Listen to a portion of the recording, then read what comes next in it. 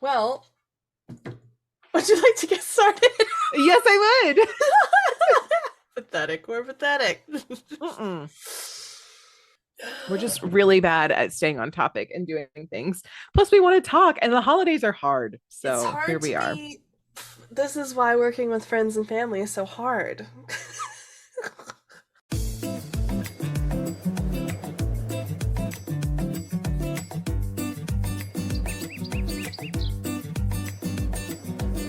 Hello, everyone, and welcome to the show. I'm Blair. And I'm Kirsten, and we are mediocre content. And Happy New Year! Happy New Year! Happy New Year! We hope that you Yeah. had a wonderful time over the last couple of weeks. You're feeling refreshed or not, I don't know. Totally exhausted Totally. because that's reasonable too. Yeah, they're difficult. If any of you travel, I hope that everything went smoothly and that you got back and forth safely. Apparently, if you're listening to this, maybe you're in the car doing that right now. So Yeah. just be safe. Eyes on the What a road.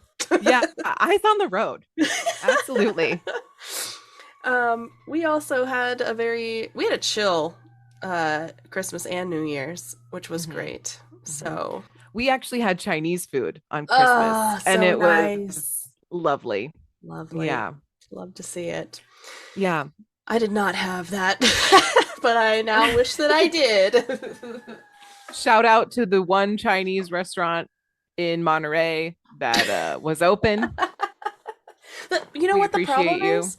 I don't tell me if this is the same for you. So, like a lot of our Chinese or even Japanese restaurants are normally closed on Mondays, and because Christmas Day was on a Monday, Oh. not a lot of them were open. So I was know like, a lot of restaurants in general close on Mhm. Mondays because it's usually a slow day for them. Yeah, and I get that, but also Sag. Yes. Very sad. So I guess we're gonna be talking about really fluffy stuff today. So if you Yeah. want, let's Yeah. dive in. All right. So this is your disclaimer. Woo. We are not experts on anything. If you have come to the podcast to get any kind of advice, obviously don't do that. And if you want to learn about things, that we have resources in our bio that you can scoot on over to. Scoot. Otherwise, put your thoughts and feelings in the comments down below, and we'll read them on our next pod. It's true. Do Thoughts, that. feelings, Anyway, concerns. yes. You think that was good? I'm gonna go on to the good news now. Yeah, because you actually have it this time. I do. That's correct. I'm not gonna mess it up twice in a row. Okay. I am honestly so excited about this good news, and normally I am not very excited about anything our government does, but like this, I'm excited about. American government incoming. So, Joe Biden announced, and I saw it on Instagram because I do follow the president and the vice president on Instagram. That's probably smart, honestly. Yeah. So I follow him, and he announced that they're doing a Los Angeles to Las Vegas high-speed rail. Can you believe it? Whoa. A high-speed train. Like, I love in trains. Japan. It's amazing. Gosh, I love trains. I'm so excited. You should be. That's great. Because I think I've never actually ridden on a train for a long distance, but I'm excited about it because I like it better. I think it would be a more positive and more comfortable experience than flying, because flying, if you don't know, has gotten ridiculously terrible. Not just the security before, but also I feel like the seats are progressively getting smaller. There's evidence. Yeah. So anyway, love a train. We've had train trips. So fun, so relaxing. Train. The only difficulty, which I feel like you face also in an airplane, is the bathroom situation, because you are moving, okay? You are going so fast. Yeah. And the tracks are not always smooth. I actually just watched a video yesterday of a train trip from San Francisco to Chicago. Oh. And they had a lovely time. I love it. Yeah. We did Richmond to Rhode Island, and it was greait. That's awesome. It's just, yes, absolutely. Yes. Yes. So anyway, that's one of my goals in life, is to do like a long train trip like We that. should do it Anyway, together. oh my God, We should we do like a should. cross We, America train yes, ride. yes, yes. Yes. We're doing Okay, it. Okay. plans. All right. Anyway, let's get on to it, because they're probably like, we don't care Sorry, about your sorry. travel plans. It's fine though. All right. So with the high speed rail taking 2 hours and 10 minutes from LA to Las Vegas, which is actually not that bad, No. compared to 3 hours by plane, Mm, which that includes not just the flight, but also like the 2 hours you have to get to the airport before, and the yeah. security and like all that other Layover. stuff. Yeah, layover, any Yep. of that. Normally, though, I think LA to Las Vegas is a direct flight, Well, that's a saving typically. grace. But Yeah. yeah. But in the event that you have to do a layover based Mm-hmm. on the flight that you choose and all that other stuff, um, 2 hours and 10 minutes doesn't seem that bad. Yeah. Okay, so then you could also do 4 hours and 10 minutes by bus, which sounds miserable, or Yes. 4 hours and 15 minutes by car on good traffic days. And if you've ever been anywhere in California, you know there's never a good traffic day. That's just a myth. It's a myth. So 8.2 billion from the president's Investing in America agenda to Ooh. deliver transformative passenger rail in America. Today, the Biden-Harris administration is announcing 8.2 billion in new funding for 10 major passenger rail projects across the country, including the first world-class high-speed rail project in our country's history. This is amazing. So amazing. Key selected projects include building a new high-speed rail system between California and Nevada, which we just talked about, Mm-hmm. which will serve 11 million passengers annually, Wow. creating a high-speed rail line through California's Central Valley to ultimately link Los Angeles.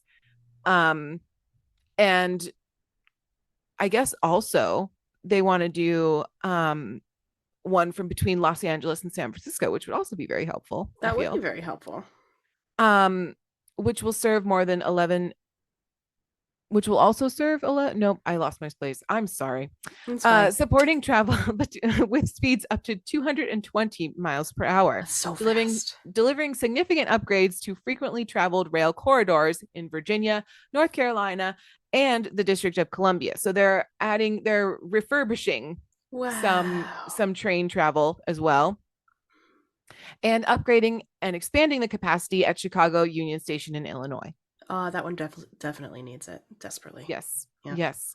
These historic projects will create tens of thousands of good paying union jobs, Fair. unlock economic opportunity for communities across the country, and open up safe, comfortable, and climate friendly travel options to get people to their destinations in a fraction of the time it takes to drive. Is that because it's magnetic?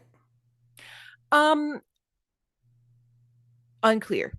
Okay. I was just I wondering don't if want to they say. indicated the.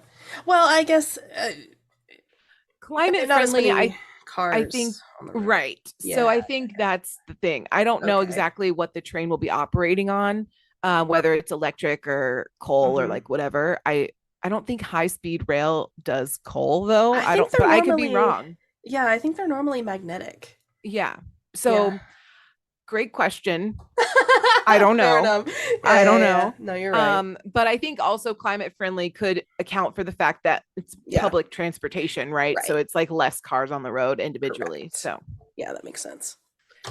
Um, the Biden Harris administration is building out a pipeline of passenger rail projects in every region of the country in order to achieve the president's vision of world class passenger rail. And I love that he has this vision, and I'm so excited. I mean, we've talked about this before We about have. the lack of lots of useful public transportation Yes. in the States. If you've listened to the pod, you know that I am a Mm-hmm. huge public transportation person. Mm-hmm. Like, Mm-hmm.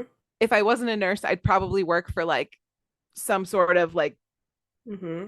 public transportation Interest promotion group. thing. Yeah. I don't know. Yeah. Whatever. I have no idea. I forget what the real term is. It's like Yeah.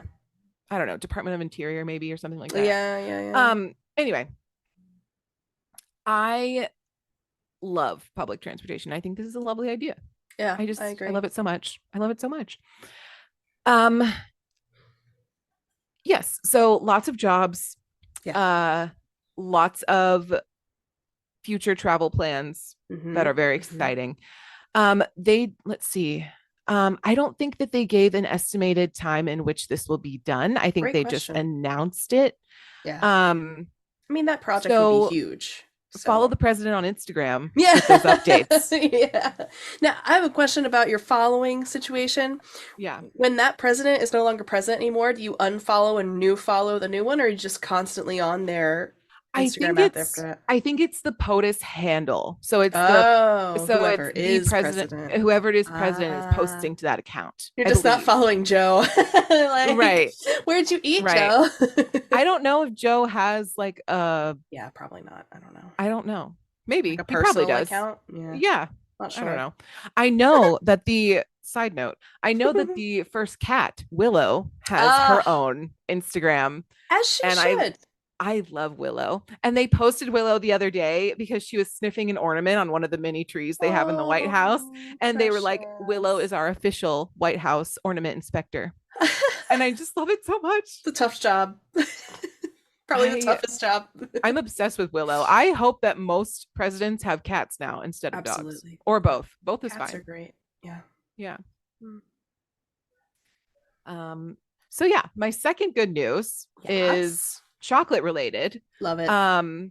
So artists spent 200 hours over 2 weeks carving a life-size Willy Wonka using anything, what else but chocolate. The six Nice. foot two sculpture, inspired by the character in the new movie Wonka, played by Timothy Charcuterie Board, um, Very was good. unveiled this week in London's Trafalgar Square, sculpted into the character's iconic pose featuring the hat tip and cane.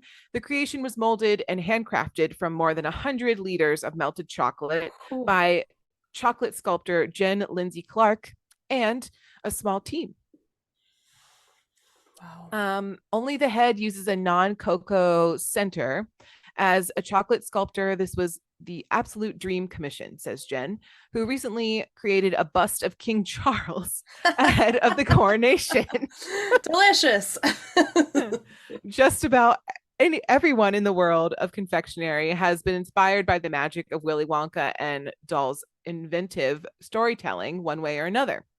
And that's referencing Ronald Dahl, the guy who Mhm. wrote the original Willy Wonka book, for those who don't know. The new film, which features Timothy Charcuterie Board as Wonka and Hugh Grant as the Oompa Loompa, was released on Friday by Warner Brothers and is the latest in a respectable line of films based on Ronald Dahl's literary classic Charlie and the Chocolate Factory. Debatable because the Johnny Depp one was weird. I It liked was it. it follows the life of younger Willy Wonka, chock full of ideas and determined to change the world. It depicts the path that he took to become the iconic candy maker, which several generations have come to know and love. Not sponsored. The sculpture has since been moved so pedestrians wouldn't begin eating it, basically. No, that's fair. That's Yeah. fair. I heard that the new So Wonka is a musical, yeah. actually, as well. Is it? That's what they say. I don't know. I haven't seen it. Okay. I think we're gonna go see it in either today or tomorrow. So Well, let us I'll know. let you know. Yeah. Yeah. When you said a charcuterie board, I thought of like Butternut Clockworks or Cricket Game. I don't know, whatever his name is. Um, Benedict Cumberbatch. whatever his name is. Yeah. I know everybody makes fun of him, but it's the I truth. heard a drag queen call Billie Eilish William Eyelash, and I can't Can't unhear it. It's just the way it is. Yeah, so Timothy Chalamet is Timothy Charcuterie Board, and Billie Eilish is William Eyelash. Butternut cricket match. It's just the same, you I know? know, I know. Same, but different. And everybody knows what you're saying, though. Yes, they know exactly what you're talking about.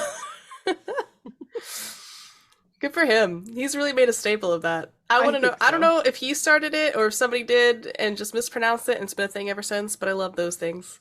Me too. Yeah. Me too. You know what else I love? Dogs. I do. Love that for you. Which is great because that's our topic for today. Yes, it is. Now, I know we just talked about Willow, but dogs are great too. Dogs are great, and I don't like this. I don't want people to think that I'm an only cat person. I It's just love my true. cats like they're my children, my biological children. True. So I just, and I think Yeah. it also has to do with the fact that they're my first like pets on my own Yeah. without like the Yeah. family dynamic. It So anyway, changes. it Yeah. changes. But And anyway, we'll talk about our childhood puppers as well near the end, and uh, obviously we want to know if you guys have dogs and what kinds of dogs you have. yes. Do you have a favorite breed? Dog Send that. pictures, please. Pictures Yes. required. If you Mm-hmm. send us anything Yeah. related to your pupper, a picture better be included. Agreed. But we'll cover all of that later. But I also just want to say yes, we do have cats, but we are equal opportunity animal lovers. We are. Yes, that is correct. So, as usual, we'll talk about a little bit of the history. And when it comes to animals, the genealogy and their archaeology is very important because, unlike things like fossils, these things are still in existence and they kind of have like a DNA uh, lineage that is still holding true today, and of course, a segmented sense. So, archaeological evidence and DNA analysis make the Bonn Oberkassel dog the first and undisputed example of a dog, apparently. Not me looking up a picture right now. Feel free.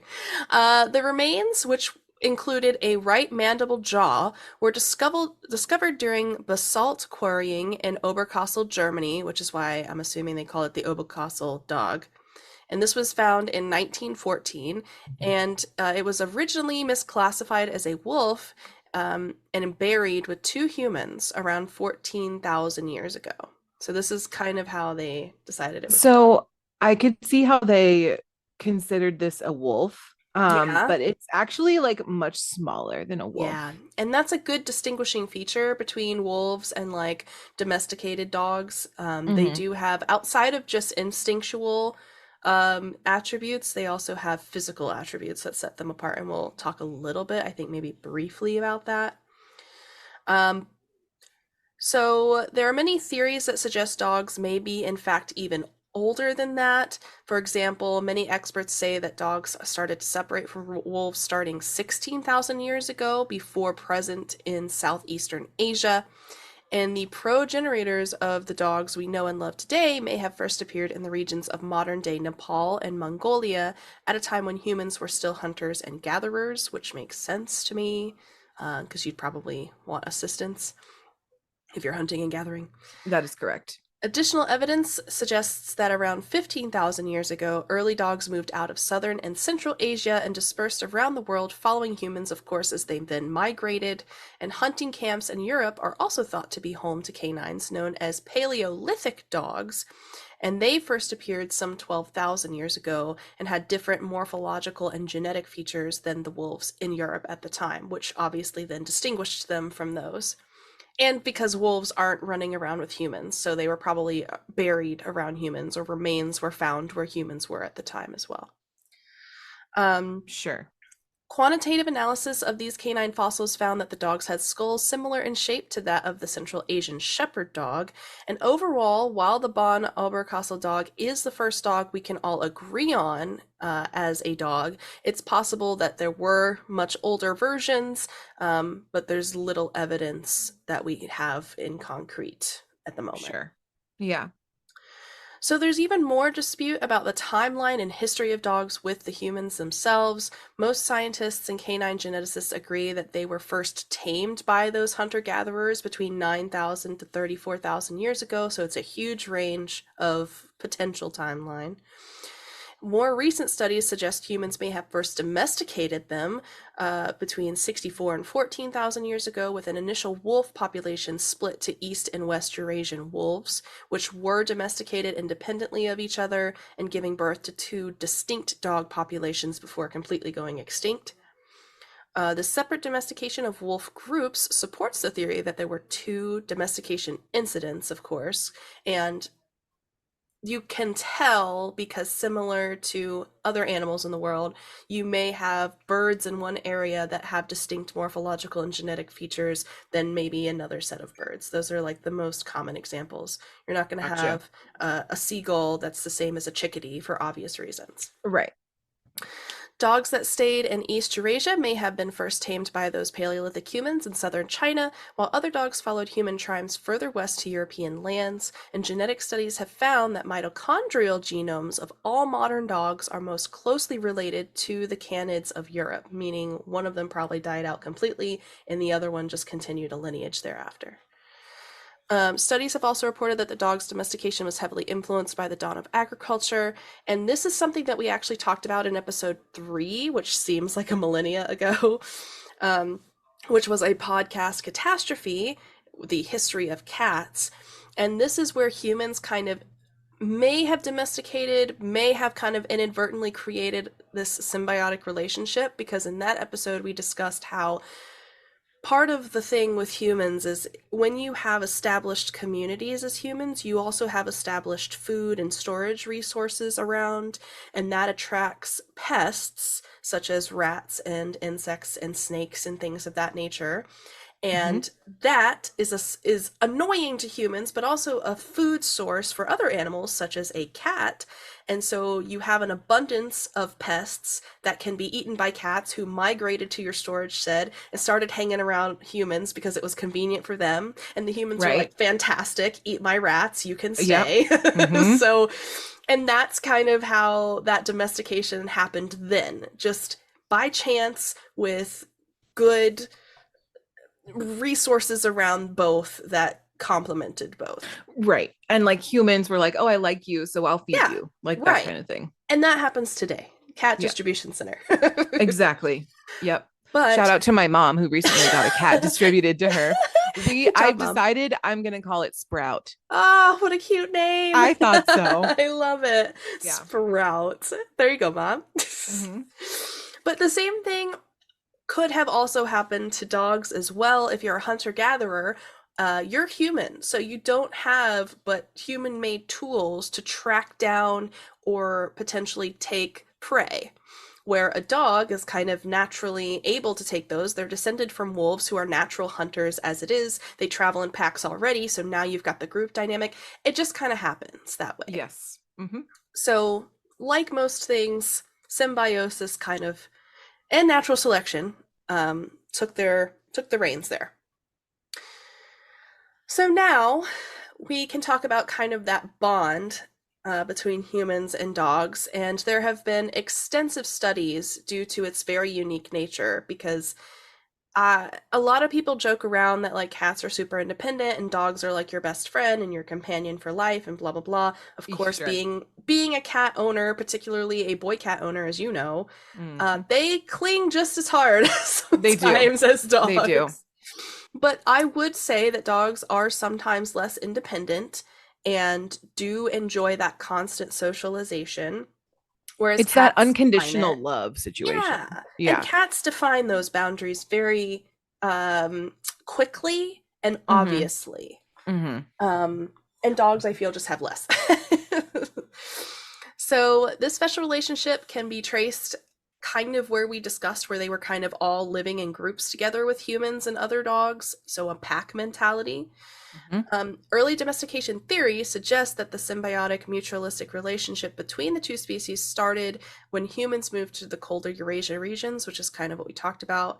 And those Paleolithic dogs first began to appear at the same time. They developed shorter skulls, wider brain cases, and snouts compared to that of their wolf ancestors, which are very narrow and kind of streamlined looking almost. Mm-hmm.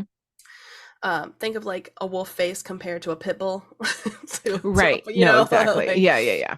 the shorter snout eventually led to fewer teeth, which may have then resulted in the humans' attempt to breed the aggression out of the dogs because they Mm. weren't as vicious looking, I Mm-hmm. guess. Mm-hmm. Mm-hmm. Um, Although a dog bite still hurts. Uh, so Correct.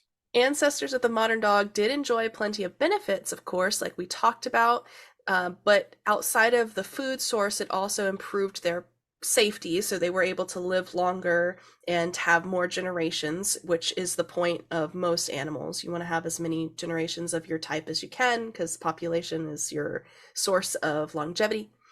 Steady food supply, like we've kind of talked about, and then overall, just that you kind of have a pack within your pack. Right. Humans with their upright gait and better color vision, which, if you didn't know, dogs are colorblind, or have a range of color they can only see They do. compared to humans, and also helped, of course, then spotting predators and prey over larger ranges. It has been hypothesized that humans in the early Holocene era, which was 10,000 years ish ago, would have chosen wolf puppies for behaviors like tameness and friendliness towards people. And similar to natural selection, that's kind of like a forced natural selection, but you start breeding those pups who have those tendencies. And Right. now it's a greater chance that those pups will also have their generations with the same. That's just genetics. It These is. puppies, they grew to be hunting companions. They tracked, retrieved, etc., with different prey and game. And the dog's heightened sense of smell, which we're aware of for like Yeah. beagles and bloodhounds and things like that, greatly assisted. And aside from helping humans hunt, dogs have also proved useful around camp. They would clean up leftovers, so less scraps Mhm. for pests and parasites to become prevalent, so less disease and sickness potentially. And they're warm and fluffy, so you're gonna cuddle with that Right. thing. So weird fact. Well, I Yeah. don't know if it's a weird fact. But like, so my dad always tells this story. Him and his family went camping in the wilderness of Canada once. Hmm. Um, and it was him, his three brothers, my grandma and grandpa, and then they had a German Shepherd. Aw. And because they were in the wilderness of Canada, Mm-hmm. um, of course, and it was like during not the winter time. Sure. Um, of course, you have a risk of being attacked by a bear Common. or, Moose. a moose or, all of those big forest animals that live Yes. in Canada. Um, so my dad tells this story. They were sleeping in their tent and they had one of those like Coleman camping coolers Oh that yeah. like Yeah, lock, yeah. and they're like metal. Mm-hmm. Um, and I guess a bear decided that they wanted the cooler. Horrifying. Um, and their dog, who's a German Shepherd, we don't know how big the bear was. Mm-hmm. Um, but the dog chased the bear away. Nice. Hey, boo boo, Yes, don't steal my picnic basket. that's right. That's right. I love that. So some dogs, most Yeah. dogs, I would say, Yeah. still want to defend their territory. Absolutely. It Mhm. makes perfect sense. That's Yes. So go dad. you triggered that memory because you said around camp, and I It's was like, true. this is a great story. It's a So great example of exactly that. anyway, so nobody got mauled by a bear. The dog was fine. Thank The God. cooler was saved. So I Woo. think it all Yeah. worked out. That's got to be scary though. I know. I Ugh, know. like my heart would just drop. Yeah. I would really look at that bear and be like, "Well, this is it, you know? Yeah. This is You how can it would have go. whatever you want because What I am have I no gonna do?" All chance. right. Right. That's horrifying. Yeah. Um, so kind of moving a little bit to a little bit of a different region. There's just a note here that says Australian Aborigines may have even used expressions such as three dog night, which was used to describe a night so cold that three dogs would be needed to keep a person from freezing. Ah, So, that makes sense. yeah, so dogs were so prevalent in these groups and in these areas as far as potential domestication goes that they even had expressions around it. Hmm. So they became integral into human life very early on, which explains the bond that we have. Um, they were obviously valued members of foraging societies and were considered superior to other types of dogs back then. And they often were given proper names as, and considered part of the family, which is what we do now. Hmm. And of course, these dogs were used to pack animal life because that's just their instinct anyway. So it was very synonymous with what they were already used to as an animal. And the studies suggest that the domesticated dogs in what is now Siberia were actually selectively bred as sled dogs as early as 9,000 years ago, which then helped the migration to North America, and brought dogs here as Hmm. well, Hmm. of course, in turn. The weight standard for these kinds of dogs were 20 to 25 kilograms for optimum thermoregulation. Mm. And this is found in what we know as our modern breed for a husky, of course, Siberian Makes husky. sense. Yep. Yeah. Hmm. And there's also other types like the Alaskan Malamute, which is from Alaska, but it's like a divergence almost of some of those earlier dogs. Very fluffy. Yes. Or Samoyed also. Uh-huh. Yeah. Yep. And while it may seem like humans value dogs in mere utilitarian sense, studies also suggest that humans just formed emotional bonds with their companions. I mean, you have to think if you're going out and hunting with this thing all the time and you're spending the majority of your time with them, eating together, playing together, maintaining health together, I feel like it's natural that that kind of happens. It's not Yeah. just a tool, for example. It's not like your Well, and shovel. dogs can also, defend Yeah. humans in like the wilderness, like depending on Mm-hmm. the type of animal in which you come across. They So have great that's also a senses. helpful trait as Yeah, well. exactly. And so with that, the evidence of that original dog, the Bon Oberkassel, being buried with humans, you know, that's just kind of the bond in scientists' eyes, that's the bond incarnate. And Yeah. like this was Hmm. even prior to us knowing that they used them in cases of hunting and sled dogs, etc. Right. Um, that original dog, Bon Oberkassel, would have also required intensive care for survival, as pathology studies hypothesize that it suffered from what's called canine distemper. And you should know what that is if you own any animal in terms of like cats or dogs, they get a distemper shot to prevent things like this. And all these suggest the presence of symbolic or emotional ties between this dog and the humans, which it was buried and blah blah blah. So that's kind of the gist of everything. They just go on to say things like they adjust barking to communicate more efficiently with humans because it's different than a pack bark or a howl, which we know from Hmm. wolves. They find their own communication. I think they have beautiful, soulful eyes, and They do. They do. and they have different vocalizations and patterns of behavior that we know. So when we come back, we'll continue to talk just a little bit about the ancient puppies, and then we'll get into some of the different types of breeds that are out there, and we'll talk about it after the break. Hi, Kirsten. Hi, Blair. Do you have cats? Why, yes, I do. Then you should play mediocre content for your cats. And why is that? Because it has been shown to soothe cats and reduce hairballs. Really? Yes, in fact, I play mediocre content for my cats too. Mediocre content is for all pets. That's so great to know. I will play mediocre content for my cats right now. You should. Everyone should listen to mediocre content with their pets today. Mediocre content has not been shown to reduce hairballs or soothe any animals of any species. In fact, it's very probable to create the exact opposite effect. Please use caution while exposing your furry friends to mediocre content.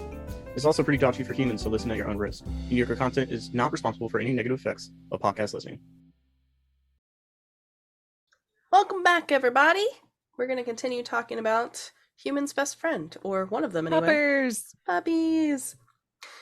All right, like I said, we're going to continue just a little bit on the ancient civilization side, just to kind of continue solidifying that best friend mentality, because as if you didn't know, we're just going to reinforce it, okay? So they remained valued companions even as our more ancient civilization rose to the world, and aside from being faithful companions, dogs also became important cultural features in a lot of places, and this is also similar to our conversation about cats. Correct. In Europe, the Middle East, and North America, walls, tombs, scrolls, you name it, there were depictions of dogs hunting game. They were buried with their masters, like we talked about, as early as 14,000 years ago. And there were, of course, even statues of these canines that stood guard for crypts or, the burial sites, for example. Yep. The Chinese have always placed great importance on dogs, the first animals that they domesticated, and as gifts from heaven, dogs were thought to have sacred blood, and therefore canine blood was essential in oaths and allegiances, which is kind of morbid and disgusting, but also makes sense if you think they're straight from heaven above. They were sadly sacrificed to prevent bad luck and keep disease at bay, which, in my opinion, is counterproductive because they were probably eating the pests. Right. So it's again the whole like Plague black situation. cat Yeah. plague situation, but sure, whatever. Humans be humaning, I guess. They do. But these dogs were also made into, or not made into, but they were carved dogs in amulets from jade and worn for personal protection as well. Mm-hmm. Dog collars and pendants depicting dogs were found in ancient Sumer as well as ancient Egypt, where they were considered companions to the gods, and of course allowed to roam freely in these societies and would protect their masters' herds and property, so like a sheepdog. Mm-hmm. Amulets of the canines were carried for protection again, and figurines made of clay buried under buildings as well. The Sumerians also thought dog saliva was medicinal, and that it allegedly promoted healing.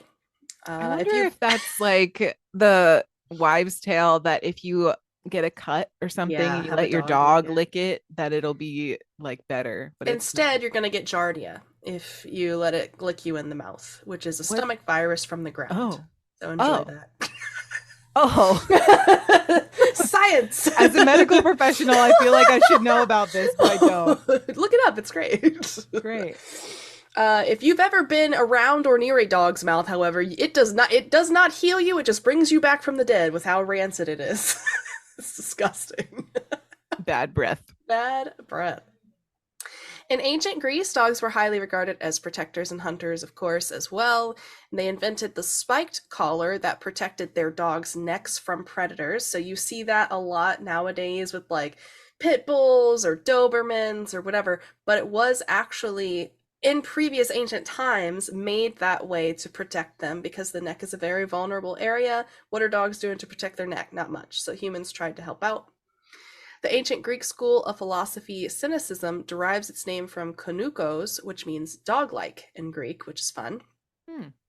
And 4 types of dogs can be distinguished from Greek writings and art.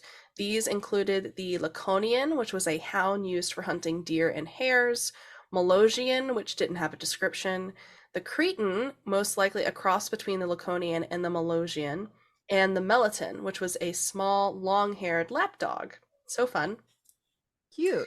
Of course, the Romans couldn't be outdone, so they also had laws mentioning dogs as guardians of the home and flock, and it prized canines over other pets such as cats. Sad. Dogs were also thought to provide protection against supernatural threats. A dog barking in thin air, for example, is said to be warning its owners of the presence of spirits, and we see that today.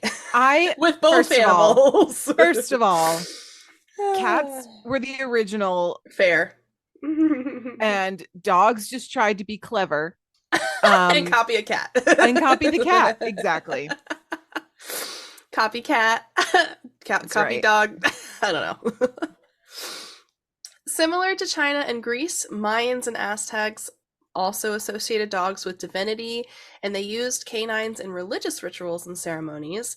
For these cultures, dogs would serve as guides for deceased souls in the afterlife and deserved to be respected, of course, in the same way as their elders.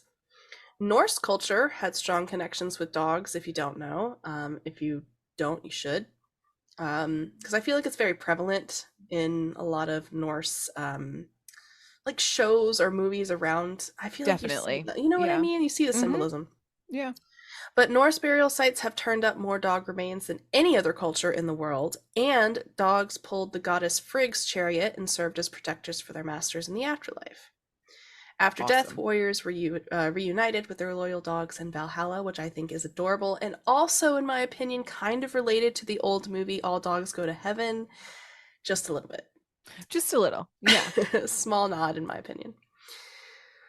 So, as we can see, protectors, companions, godlike, very revered in history. And so now I think it's a good time to kind of transition from that and go into different kinds of breeds and how we manage to get all of them, our favorites, what breeds are currently registered with the world now. So here we go. I'm ready. Humans have been selectively breeding dogs to emphasize favorable characteristics, which is what we talked about, but these include size, herding abilities, depending on your culture, and strong scent detection, of course, depending on their Yeah. intended purpose, I Right. guess, is the best Right. way to say that. Um, Hunters and gatherers, for instance, would choose wolf puppies, like we said, that had reduced aggression towards people. And with the dawn of agriculture, herding was huge. So they needed guard dogs, herding dogs, protector for farm and flock, etc. They also had to be able to eat a certain diet. So wolves out in nature are going to be eating a lot of meat from their prey. Very rarely are they just nibbling on a berry. However, if you're in captivity, it's kind of whatever's available to you. I mean, you're stuck to that area, you're stuck to that landowner or whatever they are, farm Sure. owner. And so you eat what they eat, essentially. So their stomachs had to be able to take on that new diet restriction as well. Gotcha. Distinct dog breeds don't appear to have been identified until 3,000 to 4,000 years ago, but the majority of dog types we have today had been established by the Roman period, funny enough. Understandably, these older dogs were likely working dogs for hunt, herd, and guard, and interbred to enhance speed, strength, and enhance senses, such as sight and hearing. Sight hounds, like the Saluki, had heightened hearing or sharper sight that allowed them to track down and chase their prey. Mastiff type dogs were valued for their large muscular bodies, better able for hunting and guarding. Artificial selection through millennia greatly diversified the world's population of dogs and resulted in the development of various breeds, with each breed sharing uniform observable traits, as in size, behavior, characteristics, whatever. Most canine breeds are considered land races, or dogs that have been bred without consideration of breed standards. So, you have mixes of different types of dogs that just kind of Sure. happened. Your classic mutt breed. Correct. Landrace dogs have a greater diversity in appearance compared to standardized breeds, which are related or otherwise. And these can be kind of like Scotch collies, Welsh sheepdogs, Indian pariah. I mean, it's a mismatch of that just kind of happens because they're in close proximity and they bred themselves, and the end of story, A I mommy guess. dog and a daddy We're not dog going into loved this. each other very much. No, we're not doing this. Get out of here. Moving along before we get the talk. Dogs and humans continue to share a unique bond even today, as we know.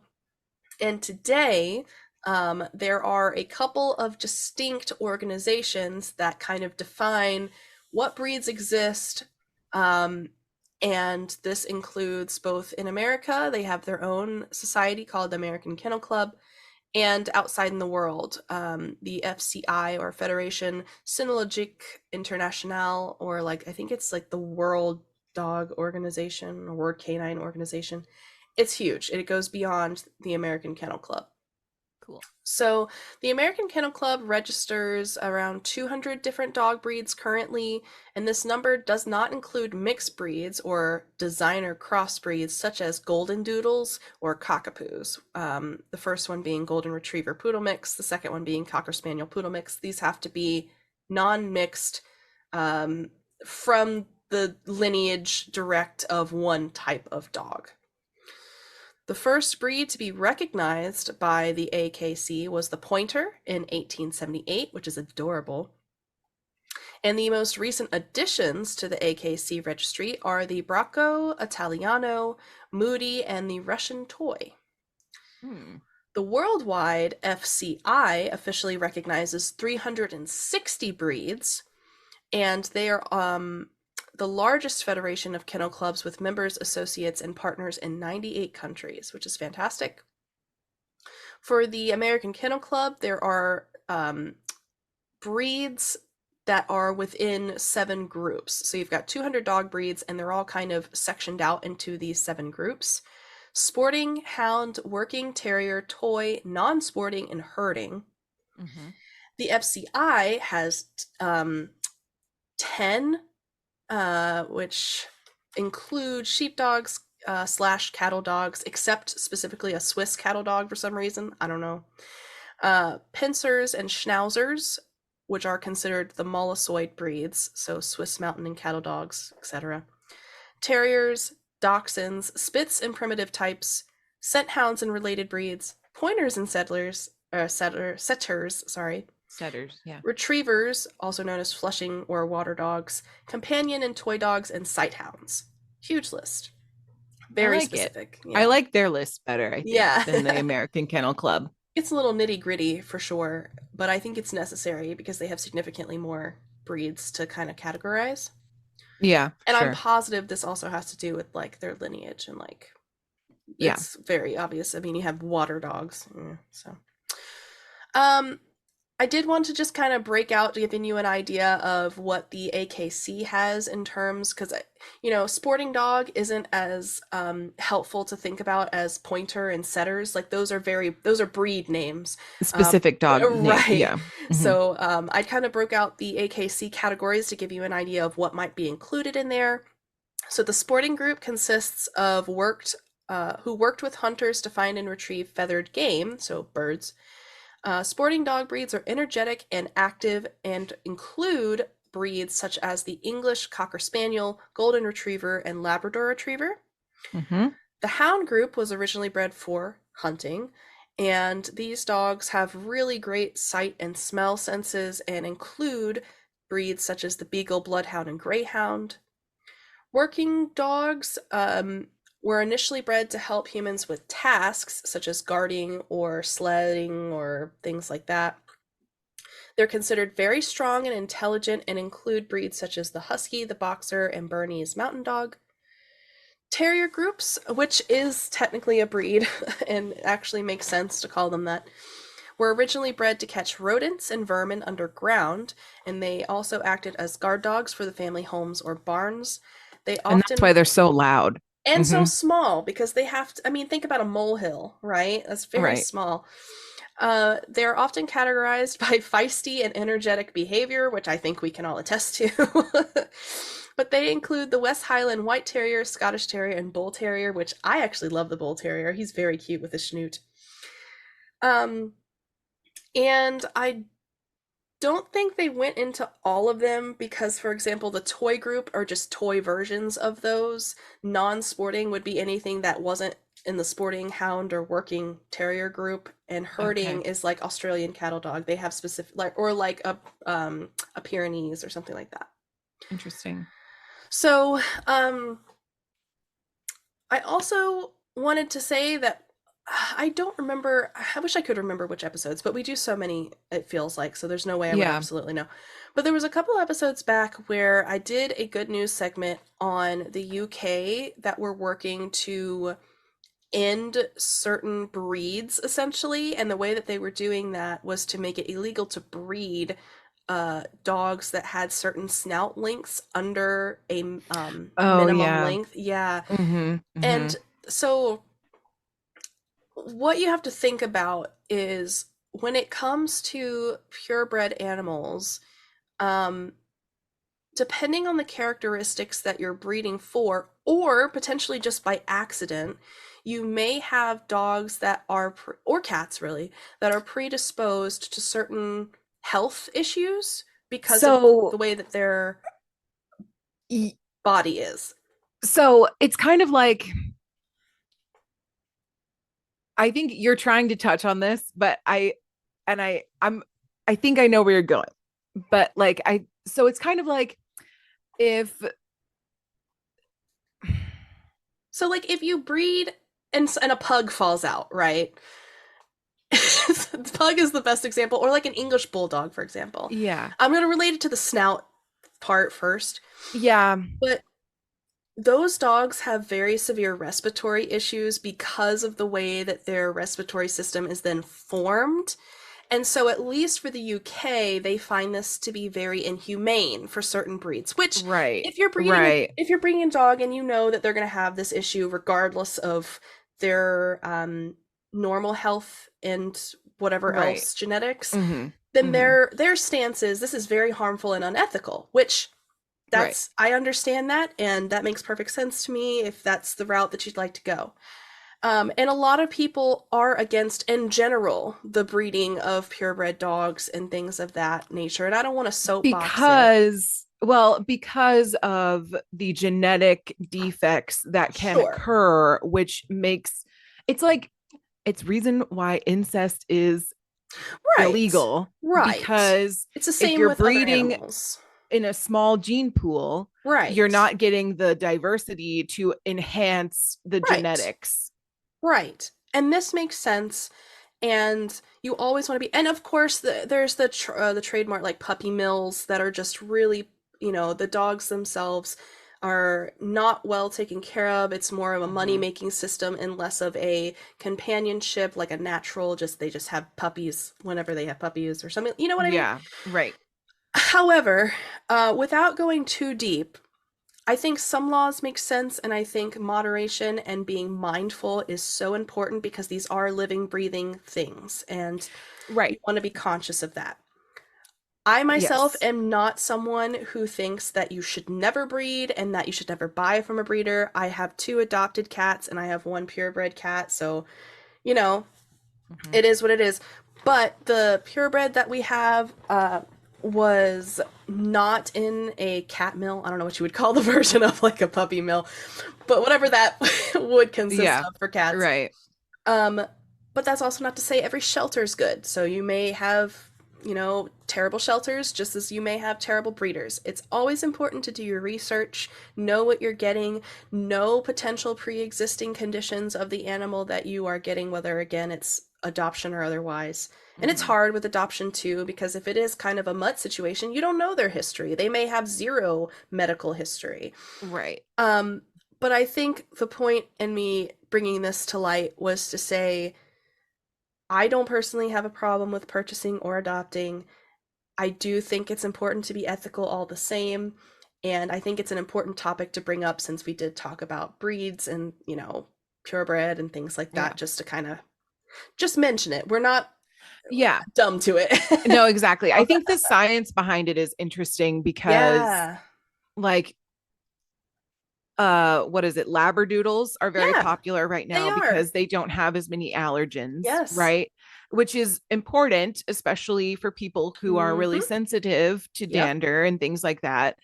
However, just because we can breed two dogs together doesn't mean that we should. Sure, exactly. And that's where the ethical part Yeah. comes in. And Yeah. that's kind of, the other thing to bring up that people who are 100% against it, that's your opinion and your values and whatever, you attribute to, but also keep in mind that people that do have allergies that need a companion, maybe they suffer from some kind of trauma and they need a companion, but maybe they're also allergic to dogs. And so Right. they need a quote hypoallergenic, and they're not really hypoallergenic, but they don't carry the Yeah. allergens that the other Yeah. types do, and one that allows that person to get help, and two allows the dog an environment to thrive in as well because, Right. And you can take that dog to any yes, environment and have a lesser impact on correct, the people around you. correct. So just kind of, wanted to be sure to say it. Yeah. Um, but I didn't want to end on that note because I know it can be very difficult for some people and it's a tough topic. Yeah. So the discussion that I actually have for us is do you have a favorite breed of dog, first of all, and why? Well, If it wasn't a mud situation and you had to choose. if I had to choose, yeah, Yes. exactly. Like I first, I mean, personally, I'm the kind of person who likes to go to the shelter and like see what the Mm-hmm. vibe is, you know? Absolutely. Um, but if I had to pick, I grew up with a black lab Mm-hmm. and Mm-hmm. she was magnificent. Love. Um, I've never owned one, but Mm-hmm. I love Bernese mountain dogs as Oh, they're well. so They're cute. they're so beautiful. I Yeah. think they're lovely. I like big dogs too. Yes. That's the other thing. Yes. I'm not a small dog person. Me neither. Um, they have their place and Mm-hmm. all that. And if you like small dogs, that's lovely. I um I like dogs that can like sit up on the couch and take Mm-hmm. like half of it. You know what I Yes. mean? Yes. Um, But yeah, I'm a big fan of like the chill. Hmm.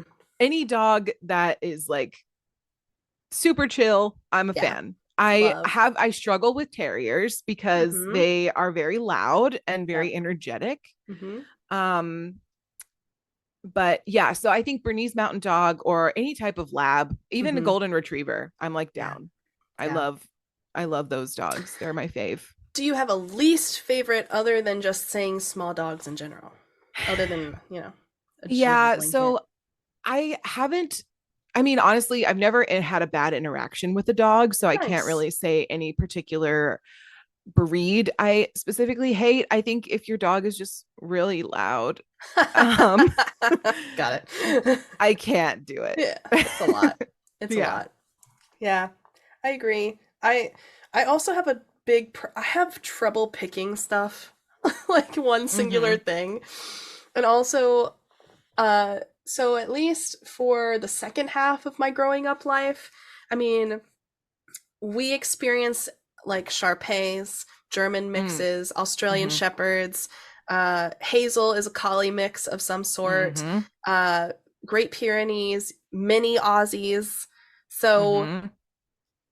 it's hard, right? Because I'm also Yeah. a big dog person and I really want a Saint Bernard or something Oh one my day. gosh, yes. And there was one at our local shelter actually that had been surrendered, Oh and my the family God. couldn't move with him because I think they were like going overseas or something. Sure. Yeah. And they couldn't take him because he was literally a horse, and he was only Yeah. like a couple of months old. Oh my God. I know. So, but Tyler and I always talk about this. Like, we would love to have a dog, and Tyler's a lab guy. He grew up with a black Mm. lab and a Hmm. Dalmatian, Yeah. and so that's his life, and I get Yeah. that. No, I totally. But Yeah. he also grew up with terriers because Gracie and Jaden were both little terriers, Mm. and they're very cute.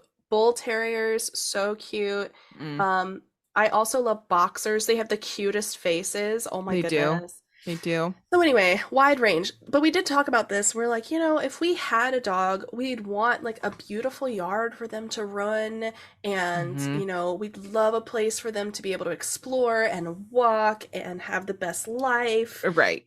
And medium to large dogs just can't do that in like an Yeah, it's apartment hard. very easily. You have to put in place the infrastructure for Yeah, like a you large do. dog because otherwise they just get cooped up in the house and they're not Yeah. having a good time. And Yeah. that hurts me, as a fellow Yeah. animal lover. I can't do I know. that. I So, agree. I agree. but yeah, I agree. I think my least favorite though, I know it's like stereotypical to dislike them, but I can't stand chihuahuas. Oh, yeah. No. Like they're just not the dog for me. Have you seen that meme where it's like there's no bad dog chihuahua? And then there's Chihuahua. And I feel bad because I know that there are tons of people that love their Chihuahuas so much, but that's because Yeah. that Chihuahua loves you. That Chihuahua Right. hates everything else Yeah. Yeah. that exists around it equally, except for I will you. say I will give one exception. Shout out to Okay. Sienna. She Oh, has a chihuahua. Her name is Gordy. adorable. And she is the cutest and most Aww. well-behaved chihuahua I have ever encountered. But look at Sienna though. Right. No, Like that's what I'm she is saying. Like also it's so a lovely. tribute to her mother. Like Yes. obviously Sienna would have the best chihuahua Of course she ever. would. Um but otherwise I have just never can't. I can't. I can't. And also I also Pommies. feel really bad. Oh, Yeah. Pommies are Pommies? Oh, yeah, okay. because they're also Yeah, kind of loud and aggressive in their they own are way. loud. Yeah. Hmm. Anyway, what were you gonna say? Yeah, they're really fluffy though. I was Mhm. gonna say that I feel bad for dogs that have like breathing issues, like pugs, for Yeah. example, or ones with Yeah. or like bulldogs even with like their Yeah. compressed snout. I Yeah. I have a hard time. Like Yeah. I don't it is what it is, right? And Yeah. I love them. They're Sure. cute. I would not choose to own one though, just No. because I would feel bad every single day No, because I'm yeah. They like can't breathe. you can't breathe. Yeah, Yeah. exactly. And actually there's somebody that I watch over on Twitch. I'll just plug that really quick. But there's somebody that I watch over on Twitch, and she has what is it? A Cocker Spaniel. Oh, And yeah. the thing is, they're so cute. But Mm, there was this one time she was talking about how she would never recommend um, purchasing a Cocker Spaniel mm, because there's apparently some kind of disease, mm. and you don't know as puppies if they have it. It's within a certain age range, and if they have it, they just deteriorate so fast after you're discovering it. And it's Yeah. so painful to watch and so terrible for the dog. And she's like, as much as I love her and like she is my dream dog and she's everything to me, I would never recommend her to anyone Yeah. because of that. Because it's just so, it's terrible for both parties, you know? Yeah. Yeah. Yeah. Yeah, yeah, yeah. Have you seen those memes where it's like, I got my dog, like dog people are like, I got my dog from like this elite breeder, blah, blah, blah. And then the cat owner is like, yeah, I got him in the trash can I love outside. it Like, so much. and that's literally, I feel like that's literally what it Duality. is. Yeah. It literally is that. Cougar was definitely a stray, and she lives for the streets, and I love that for her. Mm-hmm. Mm-hmm. Cats and dogs are so silly. So silly. Well, I hope you guys enjoyed this. Like I said from the beginning, we'd love to know what your favorites are. If you have dogs, you're required to send photos. That's non-negotiable. Mm-hmm. And that's really all I have for today. Yeah. So with that in mind, send us your pictures of your pets. Oh, yes. And you can do that by going to mediocrecontentpodcast@gmail.com. You can DM us on Instagram or TikTok at the same Mediocre Content Podcast, or you can come into our Twitch stream on every other Thursday at 3 p.m. PST, 6 p.m. EST, or 11 p.m. BST, and show us pictures of your animals there in chat. Oh, and I also forgot, I always forget to add this. We're also on YouTube. So if you want to leave comments on YouTube, the recordings do go up. So feel free to leave your comments there on the episode that you want to leave the comment on. We have our live streams recorded there, and then also we have all of our audio podcasts as well. Yepers. Oh, and 5 stars. Yeah. Yeah. Rate us 5 stars wherever you listen to us. And we'll see you next week. Happy New Year. Happy New Year. Bye-bye. Bye.